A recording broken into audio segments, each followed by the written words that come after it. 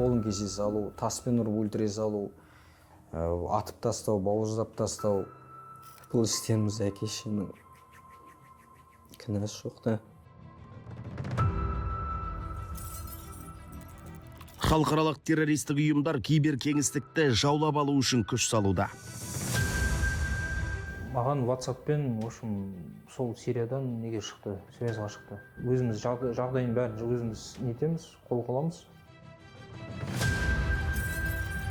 Арандатушылар виртуалды әлемде зорлық-зомбылықтарын насихаттайтын виртуалды әскер жасақтап, қанды қазаптарына қаржы жинайды. Адам деген адасқан кезде оның көзі соқырып алады. Ол кезде енді менің сезімім басқаша болды, шын айтайын. Басын кетті басқасын, артынан оны түсініп.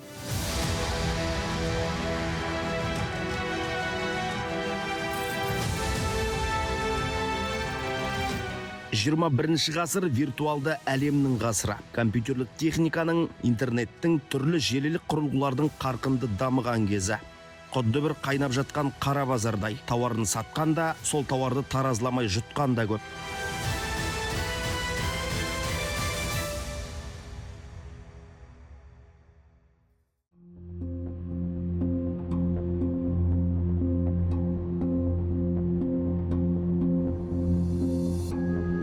Исламды сол 2017 жылы, 2016-17 жылы үйрене бастадым да. Сол запрещен деген уағыздарды тыңдап қойдым да мен. Соларды бірінші мысалы енді үйреніп жатқанда ислам Кореяға жұмысқа барғанда сол жерде де жұмыс істеп жүріп уағыздар естіп кішкене шатасып қалдым. Абдуллах Бухари деген сондай нелерді уағыздарын тыңдадым. Содан кейін интернетте сол видео әртүрлі видеолар көріп страницамда қалып кетті. Сол Кореяда жүргенде сол кішкене көмектесейін деп Турцияға бардым. 2017 болса, 17 ма есімде жоқ. Турциядан Сирияға өтіп кеттім, өзімді түсінбей қалдым. Маған өте қиын бұл мәселе, әке-шешем жайлы айту.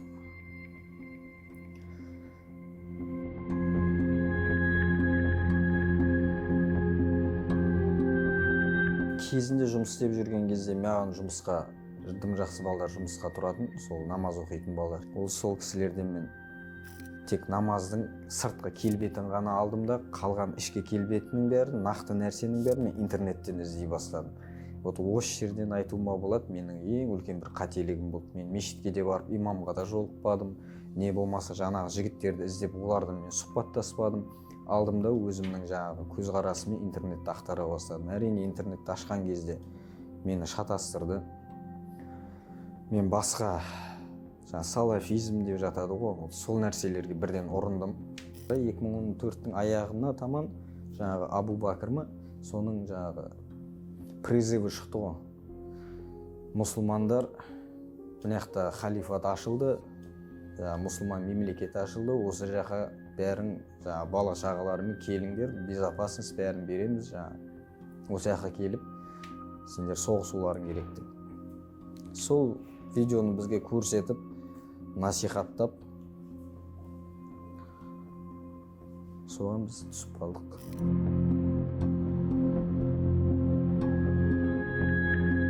Басқаша реклама болды ғой.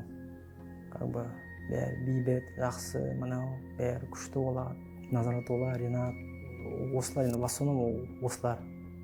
Ринатпен сол екеу. А так былай көбісін былай алып қала қарап, надар болды, бұл Россиянікі, солда да болды. Жақсыларға айтарым, жаңағы более быть бдительным да, интернет роликтерге өте абай болсын. Себебі басында қызу қанмен неттік қой, бардық қой яқа.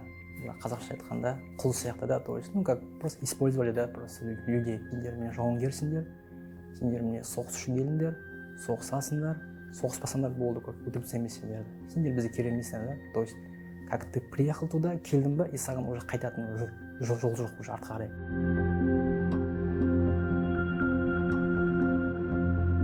Ұшақ ұрды, мына жарты жағып жасамай қалды, аяқ қолдарым шамалы слабый. Нақты көрдім мен олардың қандай адамдар екенін, зұлым адамдар екенін, қалай адамдарды өлтіріп, қандай адамдарға деген қарым қатынасы, көзқарас бәрі шу жерде ашылды да, жаңа нақты 100% дейді ғой, жаңа убежденность.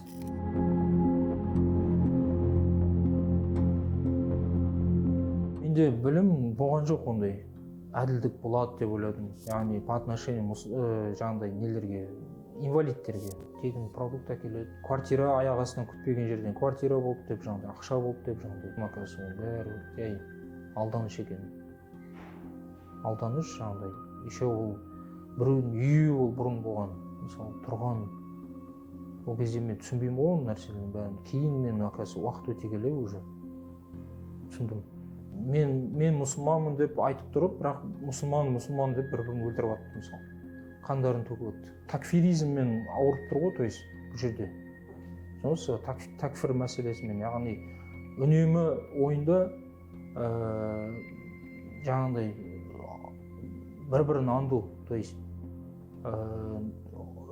мынау бір нәрсе істеп қойса, болды, бұл уже грешник, немесе бұл кәфір деп сондай немен бұны өлтіру, бұны немесе жаңағыдай имуществосын отобрать ету деген сияқты. Цепной жаңағыдай такфиризм деп кете береді уже.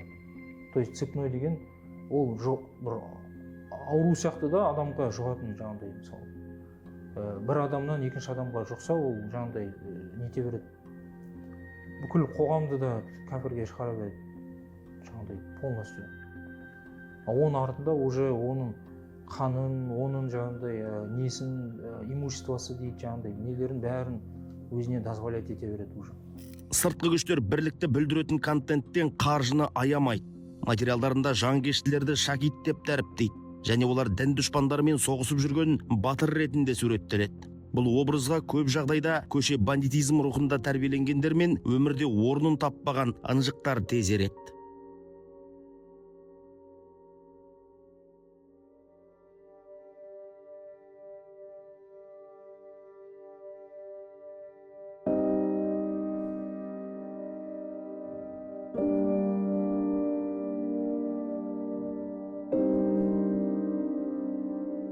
Мектептің кезінен бастап өзім шамалы бұзық болдым.